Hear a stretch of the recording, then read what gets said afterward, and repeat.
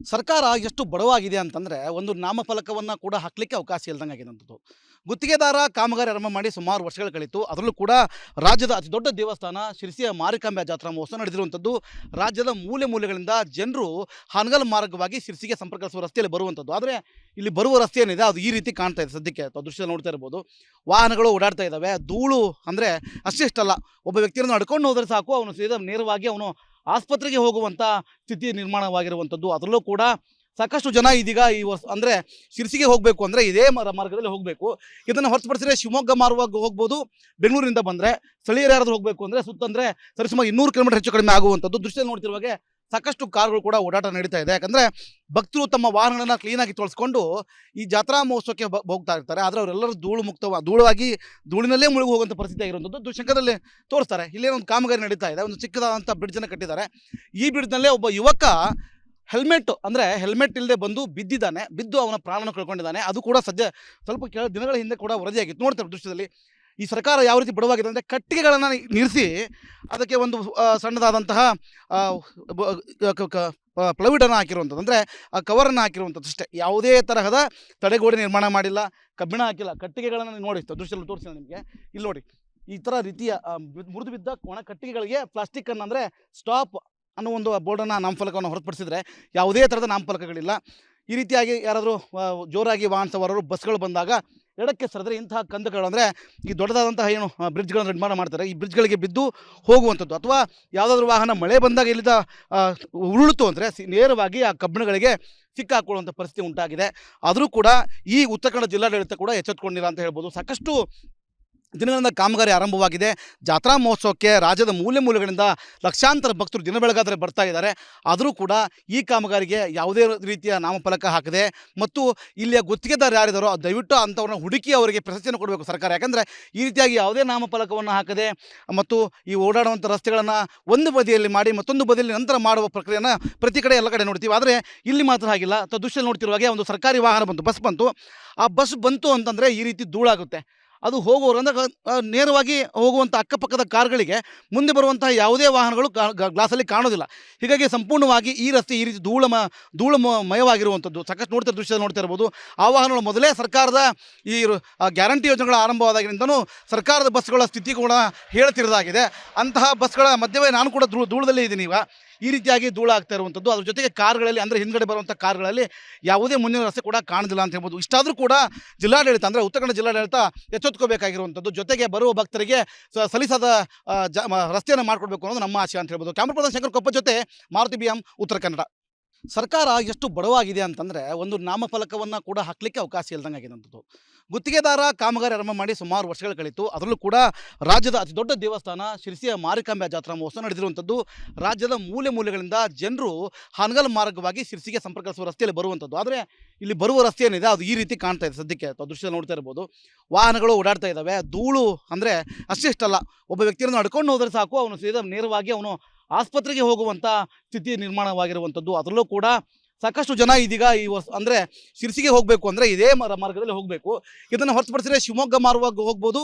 ಬೆಂಗಳೂರಿಂದ ಬಂದರೆ ಸ್ಥಳೀಯರು ಯಾರಾದರೂ ಹೋಗಬೇಕು ಅಂದರೆ ಸುತ್ತಂದರೆ ಸರಿಸುಮಾರು 200 ಕಿಲೋಮೀಟರ್ ಹೆಚ್ಚು ಕಡಿಮೆ ಆಗುವಂಥದ್ದು. ದೃಶ್ಯದಲ್ಲಿ ನೋಡ್ತಿರುವಾಗೆ ಸಾಕಷ್ಟು ಕಾರುಗಳು ಕೂಡ ಓಡಾಟ ನಡೀತಾ ಇದೆ. ಯಾಕಂದರೆ ಭಕ್ತರು ತಮ್ಮ ವಾಹನಗಳನ್ನು ಕ್ಲೀನಾಗಿ ತೊಳೆಸ್ಕೊಂಡು ಈ ಜಾತ್ರಾ ಮಹೋತ್ಸವಕ್ಕೆ ಹೋಗ್ತಾ ಇರ್ತಾರೆ. ಆದರೆ ಅವರೆಲ್ಲರೂ ಧೂಳಿನಲ್ಲೇ ಮುಳುಗಿ ಹೋಗುವಂಥ ಪರಿಸ್ಥಿತಿ ಆಗಿರುವಂಥದ್ದು ದೃಶ್ಯದಲ್ಲಿ ತೋರಿಸ್ತಾರೆ. ಇಲ್ಲೇ ಒಂದು ಕಾಮಗಾರಿ ನಡೀತಾ ಇದೆ. ಒಂದು ಚಿಕ್ಕದಾದಂಥ ಬ್ರಿಡ್ಜನ್ನು ಕಟ್ಟಿದ್ದಾರೆ.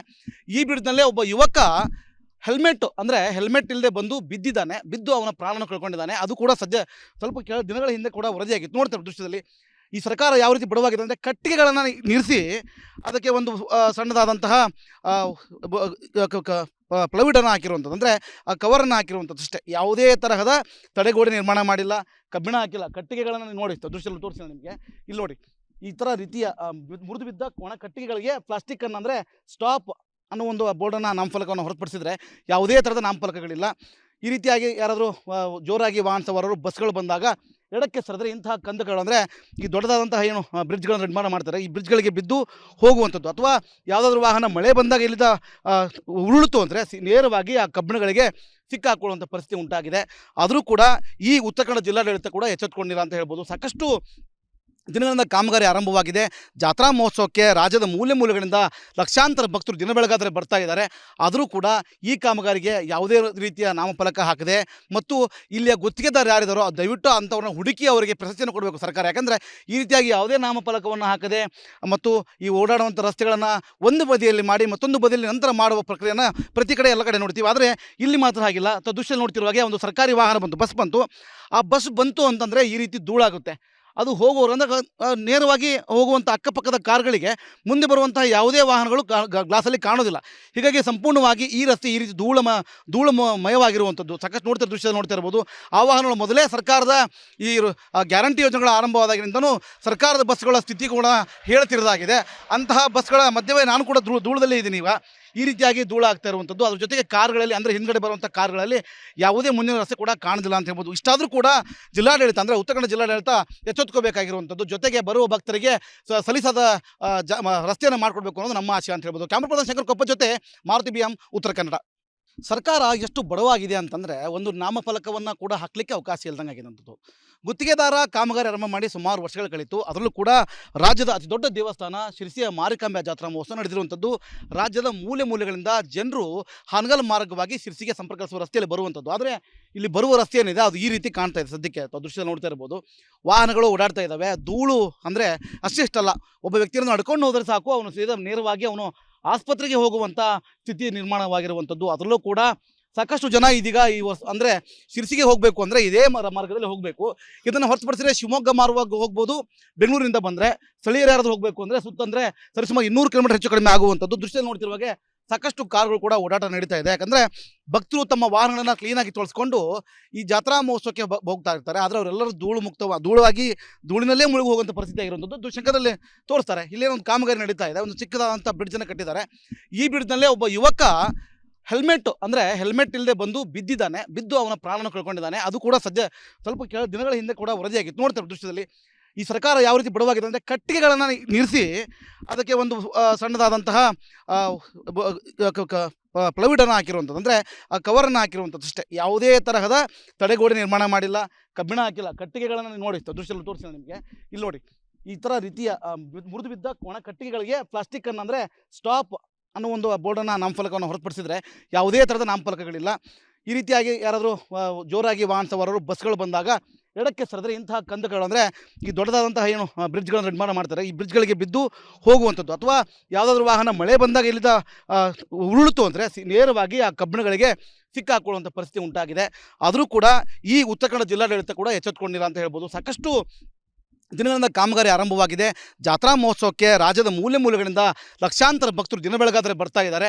ಆದರೂ ಕೂಡ ಈ ಕಾಮಗಾರಿಗೆ ಯಾವುದೇ ರೀತಿಯ ನಾಮಫಲಕ ಹಾಕದೆ ಮತ್ತು ಇಲ್ಲಿಯ ಗುತ್ತಿಗೆದಾರರು ಯಾರಿದ್ದಾರೋ ದಯವಿಟ್ಟು ಅಂಥವ್ರನ್ನ ಹುಡುಕಿ ಅವರಿಗೆ ಪ್ರಶಸ್ತಿಯನ್ನು ಕೊಡಬೇಕು ಸರ್ಕಾರ. ಯಾಕಂದರೆ ಈ ರೀತಿಯಾಗಿ ಯಾವುದೇ ನಾಮಫಲಕವನ್ನು ಹಾಕದೆ ಮತ್ತು ಈ ಓಡಾಡುವಂಥ ರಸ್ತೆಗಳನ್ನು ಒಂದು ಬದಿಯಲ್ಲಿ ಮಾಡಿ ಮತ್ತೊಂದು ಬದಿಯಲ್ಲಿ ನಂತರ ಮಾಡುವ ಪ್ರಕ್ರಿಯೆಯನ್ನು ಪ್ರತಿ ಕಡೆ ಎಲ್ಲ ಕಡೆ ನೋಡ್ತೀವಿ. ಆದರೆ ಇಲ್ಲಿ ಮಾತ್ರ ಹಾಗಿಲ್ಲ. ದೃಶ್ಯ ನೋಡ್ತಿರುವ ಹಾಗೆ ಒಂದು ಸರ್ಕಾರಿ ವಾಹನ ಬಂತು, ಬಸ್ ಬಂತು.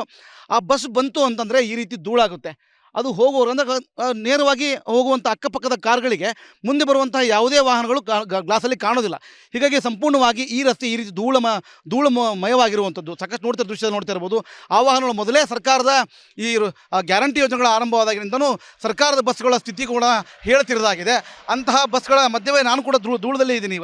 ಈ ರೀತಿಯಾಗಿ ಧೂಳಾಗ್ತಾ ಇರುವಂಥದ್ದು. ಅದ್ರ ಜೊತೆಗೆ ಕಾರ್ಗಳಲ್ಲಿ ಅಂದರೆ ಹಿಂದ್ಗಡೆ ಬರುವಂಥ ಕಾರ್ಗಳಲ್ಲಿ ಯಾವುದೇ ಮುಂದಿನ ರಸ್ತೆ ಕೂಡ ಕಾಣೋದಿಲ್ಲ ಅಂತ ಹೇಳ್ಬೋದು. ಇಷ್ಟಾದರೂ ಕೂಡ ಜಿಲ್ಲಾಡಳಿತ ಅಂದರೆ ಉತ್ತರ ಕನ್ನಡ ಜಿಲ್ಲಾಡಳಿತ ಎಚ್ಚೆತ್ತುಕೋಬೇಕಾಗಿರುವಂಥದ್ದು. ಜೊತೆಗೆ ಬರುವ ಭಕ್ತರಿಗೆ ಸಲೀಸಾದ ರಸ್ತೆಯನ್ನು ಮಾಡಿಕೊಡ್ಬೇಕು ಅನ್ನೋದು ನಮ್ಮ ಆಶಯ ಅಂತ ಹೇಳ್ಬೋದು. ಕ್ಯಾಮ್ರಾ ಪರ್ಸನ್ ಶಂಕರ್ ಕೊಪ್ಪ ಜೊತೆ ಮಾರುತಿ BM, ಉತ್ತರ ಕನ್ನಡ.